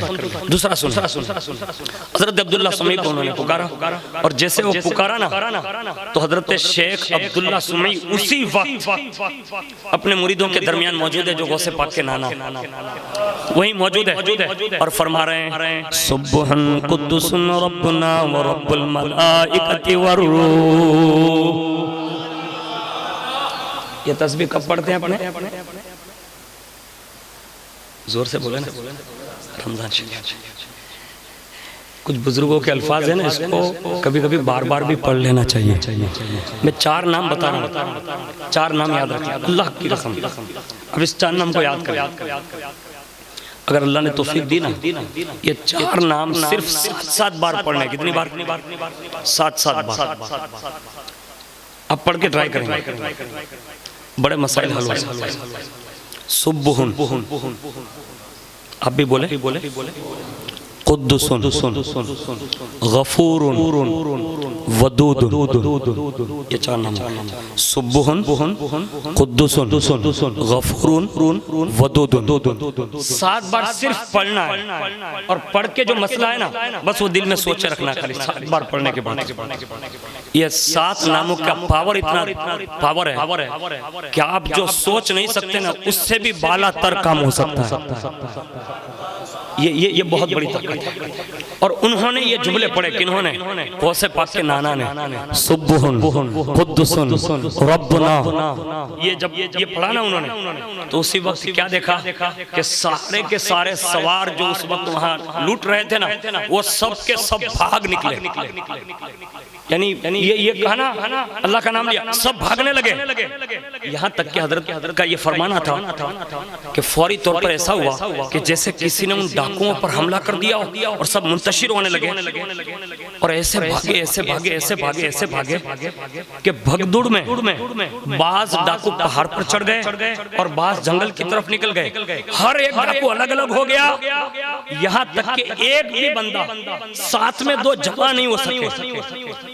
और अल्लाह ताला ने इन सारे ताजिरों को, यानी जो अब्दुल्ला सुमई के मुरीद थे ना, अल्लाह ने इन सब की हिफाजत फरमा ली। और उसके बाद फिर जब ताजिरों ने सुकून से सांस लिया इत्मीनान का और उन्होंने उनको बहुत तलाश किया। किनको? ये भागने वालों। जब तलाश करने लगे तो डाकू तो सब अफरा तफरी में मचे हुए थे, लेकिन एक मुरीद था ना, उसने कहा ये सब कैसे हुआ मालूम है? कहा कैसे? कहा ये अपने पीर की करामत है। कहा क्यों? कहा मैंने पीर साहब को देखा है कि वो यूं पढ़ रहे थे सुब्हान कुद्दुसन रब्बुनल्लाह और साथ में फरमाते थे भागो भागो भागो। जब वो ये कह रहे थे ना भागो भागो तो ये सब भागने लगे। तो मुरीदों ने कहा डाकुओं को तलाश नहीं करते, पीर साहब को तलाश करते। अब सब पीर साहब की तलाश में निकले, यहाँ तक कि तलाश करते करते थक गए ना, लेकिन हजरत अब्दुल्ला सुमई नहीं मिले। और जब नहीं मिले ना तो फिर फरमाया ठीक है, अब वहीं कस्बे में पहुंचते हैं जिलान में, फिर मुलाकात करते हैं और उनसे ये बात अर्ज करते। जब पहुंचे और हजरत अब्दुल्ला सुमई के मुरीदों ने जब ये बात सुनाई ना अपने शेख को, जब ये बात हजरत अब्दुल्ला सुमई को सुनाई ना तो अब्दुल्ला सुमई का जवाब सुनिए आप जिनसे भी मुरीद हैं अपने दिल में ये बात बिठा ले, हमेशा के लिए बिठा ले। हजरत अब्दुल्ला सुमई फरमाते हैं कहा मेरे मुरीदों, कहा क्या? कहा जिससे मुरीद हुआ जाता है ना, कहा हाँ। कहा वो शेख अगर कामिल होता है तो मुरीदों के साथ वो हमा वक्त रहता है, वो हर वक्त रहता है। और उस पर मैं सैकड़ों वाकयात बयान कर सकता हूँ। एक वाकया अर्ज कर दूं ताकि आपके दिल की बात जो ये हम मैंने कहा ना हर वक्त साथ रहता है, ये कभी कोशिश भी कर लेनी चाहिए, तजर्बा भी करना चाहिए। हो सकता है पीर साथ में कैसे होता है? पीर साथ में यूं होता है कि अगर मुरीद सिर्फ इरादा करे और पीर को याद करे, शेख को याद करें जिसे इजाजत मिली होती है, बाकायदा वो उसी वक्त उनकी मदद फरमा सकता है। और उसकी मिसाल एक ये है कि इसी हिंदुस्तान की तारीख में हजरत बाबा कुतुब का नाम सुना होगा, बहुत बड़े दर्जे पर फाइज है औलिया में, खास करके सिलसिले चिश्त में बहुत बड़ी मंजिल पर फाइज है। और उनकी फजीलत में सिर्फ एक जुमला कह देना, मैं ये समझता हूँ उनकी बड़ी शान है, मैं कह नहीं सकता लेकिन उनकी शान बड़ी है। लेकिन ये जुमला जो कह रहा हूँ वो ये है, आज भी चंद बुजुर्ग हिंदुस्तान में इस वक्त फरमाए जिनकी शान ये है कि आज भी हिंदुस्तान के जर्रे जर्रे का फैसला उनकी बारगाहों में होता है। सबसे अव्वलीन तरीन गरीब नवाज, नंबर 2 बाबा कुतुब, नंबर 3 बाबा निजामुद्दीन औलिया, नंबर 4 हजरत मखदूम सिमनानी, नंबर 5 हजरत सैयद और मसूद गाजी बहराइच शरीफ। अब ये 5 के रुतबे तो मैं बयान नहीं कर सकता, सैयद साहब ने हाजिरी दी है वहाँ। अभी तक मेरी हाजिरी सब मज़ारों पर नहीं हुई, लेकिन 3 मज़ार पर हुई है, 2 मज़ार बाकी है, लेकिन चौथे मज़ार पर इनकी हाजिरी है। हर आधे घंटे पर उस मज़ार पर खिज़र अलैहिस्सलाम हाजिरी देते हैं। और ये हिंदुस्तान के सारे फैसले गरीब नवाज से होते हैं सीधे बाबा कुतुब के पास, बाबा कुतुब से निकलता है बाबा निजाम के पास, बाबा निजाम से निकलता है मखदूम के पास, मखदूम पाक से निकलते हैं बहराइच वाले सरकार के पास। और वहाँ जो फैसले होते हैं वो बड़े निराले भी होते हैं। अब यहाँ मैं जिनकी बात कर रहा हूँ ये 5 बुजुर्ग में से एक है, बक़ैदे हयात है। दिल्ली में एक मसला पेश आ गया, मुरीद शमसुद्दीन अल्तमश के साथ साथ है, हासिदीन ने जलकर बदनाम कराने की कोशिश की। और जब बदनाम की बात आई ना तो उन्होंने मरहला क्या अपनाया सुन लिया। आज भी बड़े बड़े लोगों को बदनाम कराने का लोग यही हरबा इस्तेमाल करते हैं। अच्छे लोग होते हैं ना, उसको अब देख लीजिए उन पर यही हमला होता है। बाबा कुतुब को बदनाम कराने के लिए एक औरत को तैयार किया गया। अब दुनिया की तारीख उठाएं, जितने भी बड़े बड़े लोगों ने उनकी आजमाइश इससे भी हुई है, औरतों के जरिए उन्होंने तैयार कर दिया। यहाँ तक तैयार किया कि बादशाह के साथ एक बार आप जलवा फिगन है, रिवायतें मुख्तलिफ तारीखदानों ने लिखा। किसी ने कहा कि बीच रास्ते में थे और वो औरत आ गई, किसी ने कहा बाग में थे वहां आ गई, किसी ने कहा हुकूमत में वही बादशाह के महल में ही थे। और जब वो औरत आई ना तो उसने आते ही कहा बादशाह इंसाफ इंसाफ इंसाफ। बादशाह शमसुद्दीन अल्तमश कोई आम बंदे का नाम नहीं, वो वक्त के अदलो इंसाफ करने वाले बादशाह का नाम है, जिसकी जिंदगी में कभी तहज्जुद नहीं छूटी। ये काम करने वाले बड़े लोगों की मैं बात कर रहा हूँ, जो जिनको अल्लाह ने जाहिरी हुकूमत दी होती है, जिसको अपनी जबान में यूं कह सकते हैं कि बादशाह अपने समाज का आगेवान होता है, अपने समाज का प्रमुख होता है। अब आज तो प्रमुख जुम्मा में ना दिखता, वो कौम का क्या फैसला करेगा? हकीकत है ना भाई, कौम का समाज का आगेवानी 2 नंबर का धंधा करता हो तो कौम 4 नंबर का नहीं करेगी। ये इसकी नुसरतें हैं। जितने भी लोग बड़े होते हैं ना उनको अच्छा ही बनकर रहना चाहिए और उस अच्छाई की बरकत अल्लाह अवाम को अता फरमाता। और अगर वो बुरे बनकर रहे कौम कभी अच्छे दिन नहीं देख सकती। ये बड़े लोग थे, अल्लाह ने बादशाहत दी थी, लेकिन कभी तहज्जुद तो तहज्जुद उनकी सुन्नतें गैर मौकेदा न छूटती। और इससे बड़ी बात बता दूं, इससे बड़ी बात, कभी हजरत शमसुद्दीन अल्तमश ने अपनी जिंदगी में कभी गैर महरम का चेहरा तक नहीं देखा। यानी जो औरत गैर महरम हमारे लिए होती है वो, यानी गैर औरत का चेहरा भी नहीं देखा। अब यहाँ सामने औरत खड़ी होगी और उसने कहा क्या इंसाफ। उन्होंने नजरें नीचे करते हुए कहा फरमाएं। कहा मुझ पर जुल्म किया गया। कहा क्या? कहा आपके जो सामने करीब में बैठे ना, कहा हाँ। कहा माज़अल्लाह उन्होंने मेरे साथ ज़िना किया और मेरे पेट में जो बच्चा पल रहा है ये आपके पीर का बच्चा है। अब सुना किसको रही है? मुरीद को। सामने बैठे कौन है? पीर। अब कितनी बड़ी बिजली गिरी होगी मुरीद पर। लेकिन वो हमारी और आपकी तरह जल्दबाज मुरीद नहीं थे, फौरन तलवार नहीं निकाली, कहा गवाह पेश करें। अब गिने चुने जो पैसे से खरीदे गए थे गवाह भी सामने आ गए, सामने खड़े हो गए, हम सब गवाही देते। अभी इंसाफ की जबान उठती, पीर की आंखों से आंसू रवा हो रहे। मुरीद अभी फैसला करता, क्या पूछता, उससे पहले पीर की आंखों से आंसू बहे, बाबा कुतुब रोए और रोते रोते सर नीचे करके कहते हैं, या मुइनुद्दीन हसन अल मदद, या मुइनुद्दीन हसन अल मदद, या मुइनुद्दीन हसन अल मदद, या मुइनुद्दीन हसन। रो दिए। जब ये 3 बार कहा ना, दिल्ली की तारीख है, मेरा गरीब नवाज बन नफ्से नफीस वहां मौजूद। गरीब नवाज नवाकर आसा ऐसे गाड़ते हुए कहा कुतुब तेरा पीर आ गया, तेरा पीर आ गया, बोल बेटा क्यों याद किया। जब बाबा कुतुब ने पीर को देखा ना, चीखने कहा महाराजा लाज आप बचा सकते हैं। कहा बेटा हुआ क्या। अब वो तो बेहतर ही जानते थे ना हुआ क्या, लेकिन वो मुरीद की दास्तान भी मुरीद की ज़बानी सुनते हैं। कहा तू सुना देना बेटा। उन्होंने कहा आपने भेजा है, ये लोग निकालना चाहते हैं। कौन लोग? ये लोग सामने जो खड़े हैं। गरीब नवाज ने सबकी तरफ एक नजर की, इल्जाम किसने लगाया? इसने। अब यहाँ रुककर इंसाफ करो।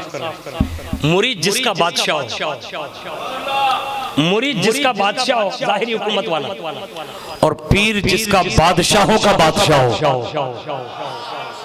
अब वो मुरीद को डर लग सकता है। लेकिन जब इंसाफ की बात आए ना, तो फिर इंसाफ यूं किया जाए। सबको सामने खड़ा कर दिया, सब खड़े हो जाए, उस औरत को भी खड़ा किया। और गरीब नवाजी ने फरमाया कुतुब न तेरा मुरीद फैसला करेगा, ये कहा इंसाफ यूं होता है, न तेरा मुरीद फैसला करेगा, न तेरा पीर फैसला करेगा। कहा हुजूर फैसला करेगा कौन? कहा जिसने इल्जाम लगाया है उसका बेटा फैसला करेगा, उसका बेटा फैसला करेगा, ताकि माँ का हक भी बरकरार रहे, मुरीद की लाज भी बच जाए, पीर की भी लाज बच जाए, और जिस पीर का मुरीद तू है तेरी भी लाज बच जाए, और बाद में आने वाले सारे चिश्तियों को पता चल जाए। दिल से अगर बाबा कुतुब की तरह हिंदुस्तानी आज भी गरीब नवाज को आवाज दे, तो गरीब नवाज मजार से निकलकर आज भी यूं लाज बचा सकता,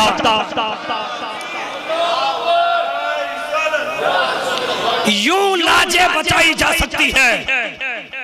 हिंदुस्तान में बड़ी तेजी के साथ माहौल बड़ा क्रिएट हो रहा है, सब सबके पास जा रहे हैं। काश कोई गरीब नवाज को भी पुकार कर देख ले। अब कहेंगे मौलाना राजस्थान में तो इससे ज्यादा हो रहा है, गुजरात से ज्यादा कुछ, यूपी में तो इससे बढ़कर हो रहा है, ऐसा होता क्यों मालूम? तो मुझे बताओ, गौसे पाक का इराक लूट नहीं गया? लूट गया ना। फलस्तीन नहीं लूटा गया? लूट गया। बड़े बड़े देश, मुल्क शाम देख लें, मुल्क यमन देख लें, सब तबाह हो गए। आखिर ऐसा हुआ क्यों मालूम है? कई मस्जिद में कई मस्जिदें बगदाद मोहल्ला में ऐसी रही जिसके ताले जुम्मा के दिन भी खुलने के लिए तैयार नहीं थे। आप कह रहे हैं हमारे यहाँ कहाँ मस्जिद में ताला लगता है? आप नहीं आते तो ये ताले से बढ़कर नहीं है, आप आते ही नहीं। लोग कह रहे हैं एक मस्जिद बनाने के लिए बड़ा शोर मचा था ना। वहाँ की मस्जिद को बचाने से पहले हमें अपनी मस्जिदों की हिफाजत का इंतजाम करना होगा। कहाँ जा रहे हैं आप? एक मस्जिद के लिए सोशल मीडिया पर इतना आवाज दे रहे हो, और खुद का हाल ये कि जुम्मा के दिन भी नहीं आते हो। कौन सी मस्जिद बनाने की फिक्र करते हो? मस्जिदें यूं नहीं बचती। मस्जिदों के आदि अगर आज भी अल्लाह के बंदे तुम बन जाओ ना, तो मेरा गरीब नवाज जहां सो रहा है, मैं आपको गरीब नवाज की बात बता रहा हूं, मेरा गरीब नवाज जहां सो रहा है उसकी शान इतनी बड़ी निराली है कि वो आज भी 3 मस्जिदों के दरमियान है। आज भी आराम फरमा। यानी एक तो सामने शाहजहानी मस्जिद, इधर औलिया मस्जिद, एक दूसरी मस्जिद अकबरी मस्जिद, ये 3 मस्जिदें बिल्कुल करीब, यानी बिल्कुल सेट। तो भरणो घेणो ताई मस्जिद ने ओटला ऊपर, कादरी मस्जिद में ओटला ऊपर, जुम्मा मस्जिद ना ओटला ऊपर, गाची मस्जिद ना ओटला ऊपर, शकर मस्जिद ना ओटला ऊपर, बधी मस्जिद में ओटला ऊपर फाकी बनाओ तो जातो है ने कहतो है 2-3 लोग ज गे लगते नमाजी तू ओटला ऊपर बेहो, तू हूं मोटो काम करे, यानी दूसरे की करते हम, अपनी करना भाई। तू कहां मस्जिद जा रहा? मस्जिदें यूं नहीं बचती, मस्जिदों को बचाना हो ना तो फिर कुर्बानियां देनी पड़ती। मेरा इमाम हुसैन अगर चाहता है ना तो मदीने में बैठकर मुल्क के शाम के सारे यजीद के साथ जो दे रहे थे ना, उसको सिर्फ इशारा करता ना तो सबको खत्म कर सकता था। इमाम हुसैन की ताकत का तो एतराफ है ना हमें। अरे जो करबला में रहकर इमाम अली असगर की शहादत के बाद करबला में रहते हुए अब्दुल्ला यमनी की कश्ती बचा सकता है, अब्दुल्ला यमनी की कश्ती बचा सकता है, वो मदीने में रहकर यजीदियों को निस्तो नाबूद नहीं कर सकता था वो। लेकिन उस इमाम ने करबला तक जाकर मस्जिद नबी भी छोड़ी, हरम मस्जिद हराम भी छोड़ी, जंगल में रोक लिए गए, वहां कुर्बानियां क्यों दी? लेकिन वहां जंगल में भी जाकर कहा, इमाम हुसैन का नारा लगाने वालों, ये हुसैनियत नहीं है, सिर्फ पट्टियां बांध लेने से कोई हुसैनी नहीं हो जाता। हुसैनियत ये है कि अगर यजीद का भेजा हुआ लश्कर भी आए तो हुर बिन यजीद से कहा जाता है, कहा हुसैन नमाज पढ़ेगा तू भी पढ़ ले, यानी दुश्मनों को भी कहा तू भी पढ़ ले, और तू अलग पढ़ना चाहे तो अलग पढ़ ले। तो हुर बड़ा होशियार आदमी था, उसने कहा आप जैसा इमाम होते हुए मैं अलग से जमात करूंगा। उसने ये जुमले कहे, और जब बातचीत होने लगी ना, बातचीत उसके दरमियान बहुत सारी बातें हुई जो आप मुहर्रम में सुनते हैं, लेकिन यहाँ ये जुमला मैं दोहरा देता हूँ। उसने जितनी नमाजें पढ़ी ना, सारी इमाम के पीछे पढ़ी, सारी इमाम के पीछे पढ़ी। अब मैं ये नहीं कह सकता, हो सकता है, मैं ये नहीं कह रहा ये था। हमारे बुजुर्गों ने, मेरे शेख ने एक बहुत बड़ी बात कही है, लेकिन मैं उनकी उस बात को वसीला बनाकर अर्ज कर रहा हूँ जो मेरी तबीयत में आई, किताब की बात नहीं कर रहा। हो सकता है जब उसे भेजा गया होगा ना पकड़ने के लिए, उससे पहले उसके मुकद्दर में ये लिखा होगा कि इमाम को ये पकड़ने जाएगा, यूं करेगा, रोकेगा, करबला तक ले जाएगा। तब तक कलम के जरिए कुछ और लिखा हुआ था। उसने जब ये जुमला दोहराया होगा ना कि आप जैसा इमाम होते हुए मैं अलग जमात कैसे कर सकता हूँ, इतने में तकदीर इलाही के कलम ने लिखा होगा जो हुसैन के पीछे, और तूने ये अदब का जुमला कहा ना कि आपके जैसा इमाम होते हुए दूसरे के पीछे कैसे पढ़ सकता हूँ, जा हमने तेरी तकदीर बदल दी है, रखेंगे आखिर वक्त तक यजीद के लश्कर में, लेकिन एंड जंग के दरमियान तेरा मुकद्दर बदल देंगे और तुझे लश्कर यजीद में से उठाकर लश्कर हुसैन में डाल। अब मैं आपकी मस्जिदों का एक किस्सा बता रहा हूँ। आप उना में रहते हैं, सब उना में रहते हैं ना, सब उना में रहते हैं ना। अब जवाब देंगे अगर सब मस्जिदों में आपने नमाज पढ़ी है। कादरी मस्जिद में इमाम सैयद, जोर से बोलेंगे भाई, अरे भाई और जोर से बोलो ना, अगले को राजकारण नाम लो तो जोर थी माना राज। मैं जो नाम बता रहा हूँ ना, ये हमारी नमाजों के वकील है। कादरी मस्जिद का इमाम सैयद, नगीना मस्जिद का इमाम सैयद, जोर से बोलेंगे, शकाला मस्जिद का इमाम सैयद, बहारशाह मस्जिद का इमाम सैयद, हजरत शाह की मस्जिद का इमाम सैयद, ताई मस्जिद का फिलहाल जो नाइब इमाम है वो भी सैयद। कितनी मस्जिदें हुई भाई? 6 के करीब हो गए ना। क्यों नहीं जाते हैं? जाना चाहिए ना। तो अल्हम्दुलिल्लाह उना वालों फख्र करो, आप कोई भी सिटी तलाश करके देख लो, जहाँ 10 मस्जिद हो ना, 6 मस्जिदों का इमाम कहीं तुम्हें सैयद मिल जाए।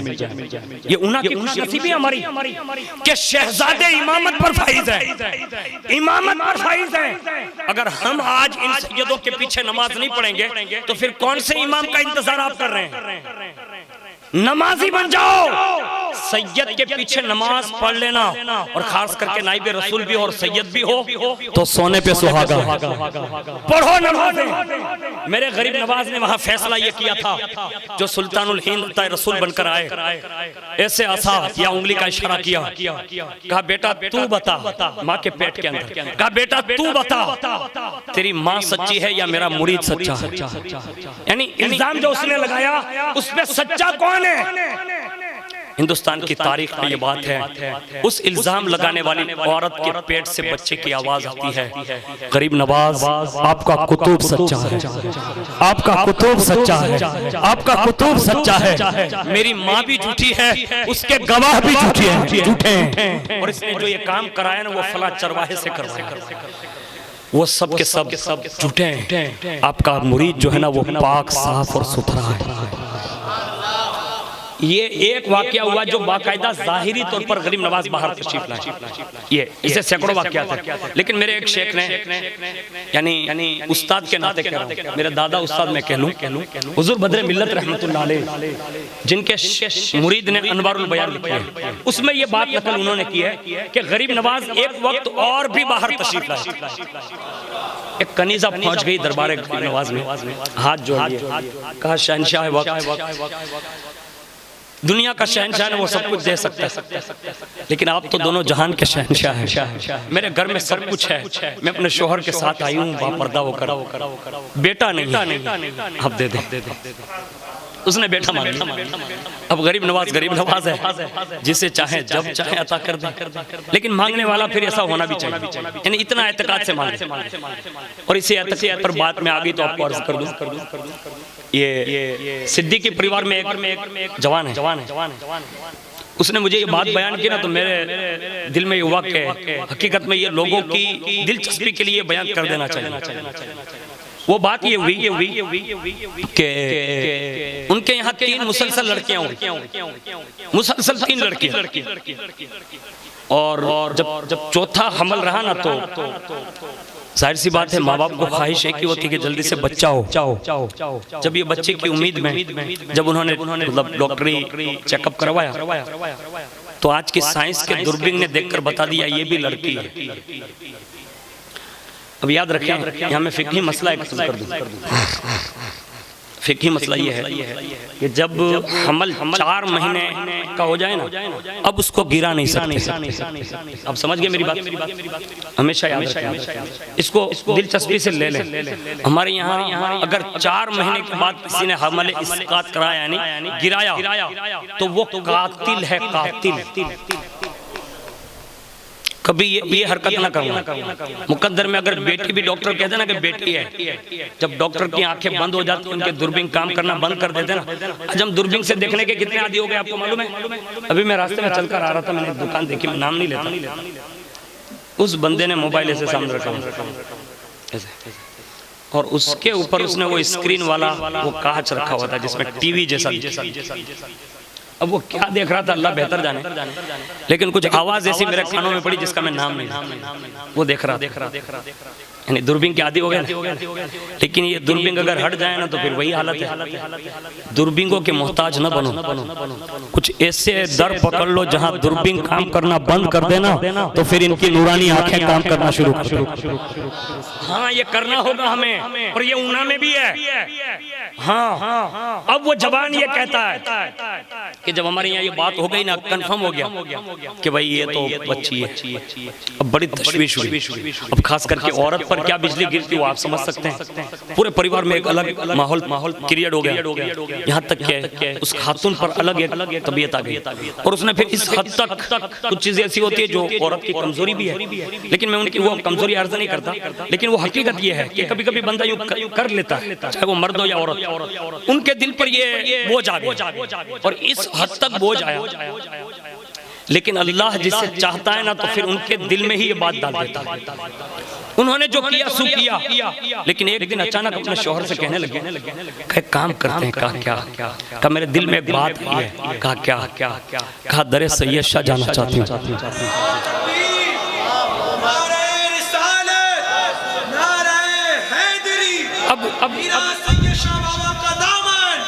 अब उनके शौहर ने ये जुमला सुनकर एक उनकी खुशी की लहर दौड़ गई कि अभी तक जो इनका मिजाज था उससे अल्लाह ने उन्हें तौफीक दे दी कि किसी न किसी मजार की तरफ जरूर मोड़ दिया। कहा कि मैं वहां जाना चाहता, और बाकायदा वो उसी वक्त तैयार होके आ गए। और उसके बाद जब तक बच्चे की विलादत न हुई तब तक यहीं आती हुई बंदी, और उसने फिर अपना दुखड़ा यूं सुनाया होगा, अपना दुखड़ा गौसे पाक से यूं सुनाया होगा कि हुजूर आपने तो बड़े बड़े लोगों को दिया, मैं तो आपकी कनीज बनकर आई हूँ, आपके साहिबजादे के। और उसने अपना दिल का दुखड़ा क्या सुनाया। चंद रोज गुजरे ना, यानी यूं समझ ले कि 7-8 महीने हो गए करीब करीब हमल के, तो बाकायदा गैर मुस्लिम को ख्वाब दिखा दिया गया, और उस गैर मुस्लिम ने इस सिद्दीकी परिवार की इस फैमिली को मुबारकबाद पेश की। कहा मुबारक हो। कहा किस बात की? कहा तुम्हारे यहाँ लड़के ने जन्म लिया। अब ये लोग भी हैरत में, आप किस बात की मुबारक दें? हमारे यहाँ तो अभी नहीं। हाँ, एक खातून है जो हमल से है, लेकिन उसको तो 7 माह हुए। कहा वो जिस हाल में भी हो लेकिन पैदा बेटा ही होगा, यानी इसकी मुबारक मैंने देख लिया। अब गैर देख रहा है, गैरों को भी दिखाया जाता है तुम्हें मुबारक हो। उन्होंने अपने अंदाज में खुशी का इजहार कर लिया। यहाँ तक के उसके बाद जब ये ख्वाब देखा गया, और उसके बाद जब वक्त मुकर्रर आया ना, तो उनका शौहर तो उस वक्त वहाँ मौजूद न था, लेकिन जब बच्चे की विलादत हुई, खुदा की कुदरत का कमाल देखें। दूरबीन बता रहा है बेटी है, दूरबीन बता रहा बेटी है। अभी मेरी भांजी के साथ ये हुआ, मैं जो आपको बता रहा हूँ, मेरी भांजी के साथ भी ये हुआ, मेरी खुद की भांजी के साथ। डॉक्टर ने कुछ और मसला पेश किया, मैंने कहा एक काम करो, कहीं जाना नहीं। अब तो हम लोग क्या करते हैं मालूम है, जिसका सुनते हैं तो फिर दौड़ ही पड़ते लोग, यानी जिसके पास चाहे उसके पास लोग दौड़ पड़ते। सबके पास जाने की भी इस मामले में इजाजत नहीं है। अब तो लोग बनाते बनाते भी सब कुछ करने लगे, लारी चलाते चलाते। अरे ये सैयद कब काम आएंगे, ये शहजादे कब काम आएंगे?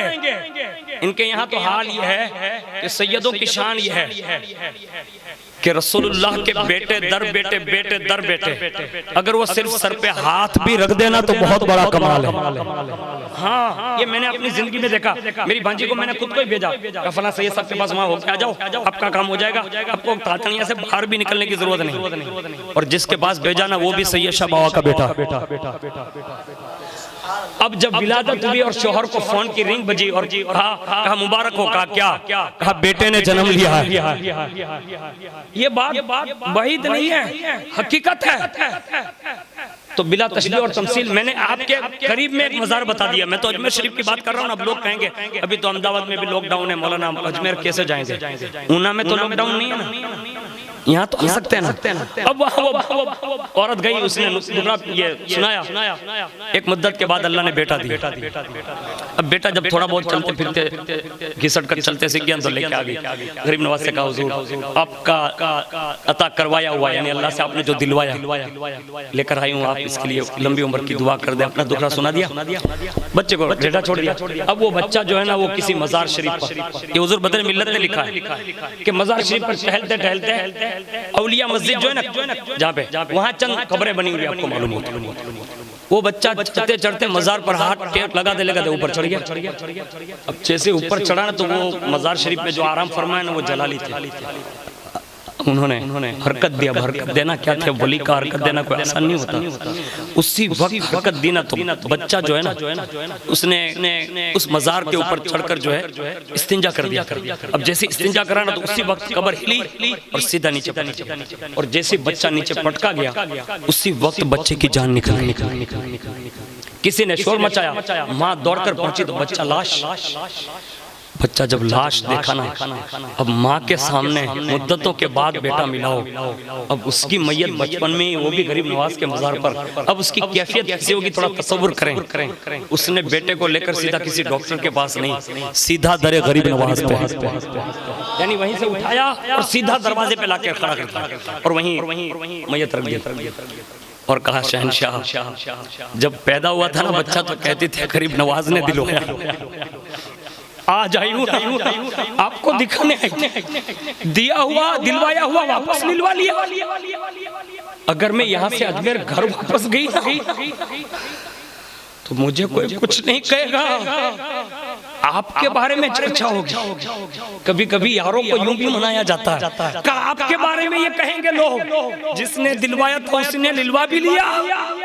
हुजूर उस वक्त तक न जाऊंगी जब तक के बेटा दोबारा जिंदा न कर दोगे। जिद पकड़। हुजूर बदर मिल्लत फरमाते हैं, और हुजूर बदर मिल्लत किसी आलिम दीन का नाम नहीं, ये बहुत बड़े वली कामिल का नाम मैं बता रहा हूँ। हालांकि थे बहुत बड़े आलिम और बहुत बड़े मदरसे में पढ़ा चुके हैं, और उनका तकवा ये था, उनका तकवा ये था कि जब मदरसे गवर्नमेंट जॉब हुए ना, यानी सरकारी हुए, यूपी में पढ़ाते थे दारुल फैजुर रसूल, जहाँ मुफ्ती निजामुद्दीन साहब हसन बाबू, वहाँ के वो उस्ताद रहे। हुजूर बदर मिल्लत ने जब ये सुना ना कि ये मदरसा गवर्नमेंट जॉब हो गया, तो फरमाने लगे हुकूमत जो तनख्वाह देती ना वो बहुत कम जायज होती। उसी वक्त रिजेक्ट कर दिया, कहा ये मुझसे नहीं हो पाएगा कि मैं उनकी तनख्वाह ले पाऊं, मैं छुट्टा हाथ से मदरसा छोड़ दिया। और जब मदरसे में लोगों ने कहा ना कि हुजूर आपको गवर्नमेंट जॉब ना सही, ट्रस्ट बोर्ड तनख्वाह देगा, लेकिन आप गवर्नमेंट जॉब ना सही ऐसी तनख्वाह ले लें ट्रस्ट से, जो अलग से हम देंगे, लेकिन एक काम करना होगा। कहा क्या? कहा रजिस्टर तो सरकारी रहेगा। फरमाने लगे बदरुद्दीन अपनी तंगदस्ती तो बर्दाश्त कर सकता है, सरकारी रजिस्टर पर साइन करना भी गवारा नहीं कर सकता। ये उनका तकवा, इन्होंने ये लिखा। वो फरमाते हैं कि जैसे ही गरीब नवाज ने ये बात, उसका दुखड़ा सुना ना, बाकायदा गरीब नवाज मजार से बाहर तशरीफ लाए और उस बहन से कहा, यानी जो आई हुई थी, कहा देख तेरा बेटा मरा नहीं है, जिंदा है। और जैसे ही ये कहा ना तो बच्चा रोने लगा, यानी जिंदगी आ गई। और उसके बाद कहा इसे उठा, कहां से ये बच्चा पड़ा? कहा वो मजार शरीफ। गरीब नवाज वहां गए और वहां तशरीफ ले जाकर कहा किनसे? वो जो सो रहे थे। कहा बाबा यहाँ अगर पसंद आए तो रहें, वरना मोइनुद्दीन का सहन छोड़कर कहीं और आराम फरमा ले। यहाँ तो गरीब भी आएंगे, अमीर भी आएंगे, छोटे भी आएंगे, बड़े भी आएंगे, मर्द भी आएंगे, बच्चे भी आएंगे, कम समझ बच्चे भी आएंगे, कभी वो इस्तिंजा भी कर देंगे, कभी कोई हरकत भी कर देंगे। बर्दाश्त हो तो रहो, मेरा हुक्म है इसी वक्त हमारा मजार खाली कर दो। ये कहकर उन्हें इजाजत दी, कहा आप दूसरी जगह चले जाएं। तारीख अजमेर में ये बात नकल है कि वो मजार आज भी खाली, यानी वो दूसरी जगह मुंतकिल। मैं कहता हूँ जब गरीब नवाज छोटे छोटे बच्चों का इतना ख्याल करते हैं, गुलामों का बड़ों का कितना ख्याल करते होंगे। लेकिन हमें अपना दिल कैसे बनाना होगा, हमारा सीना जब खुले ना तो ये शेर याद कर लें, अजमेरी सरकार ये मेरे ख्वाजा ही कुछ ऐसे हैं। पूरा मजमा बोलेगा, इसी शेर पे तकरीर खत्म। अजमेरी सरकार ये मेरे ख्वाजा ही कुछ ऐसे हैं, करे सबके दिल पर हुकूमत वो राजा ही कुछ ऐसे हैं। और हिंदू मुस्लिम सिख ईसाई सभी दर पे आते हैं और वो सबकी झोली भरते हैं, दाता ही कुछ ऐसे हैं।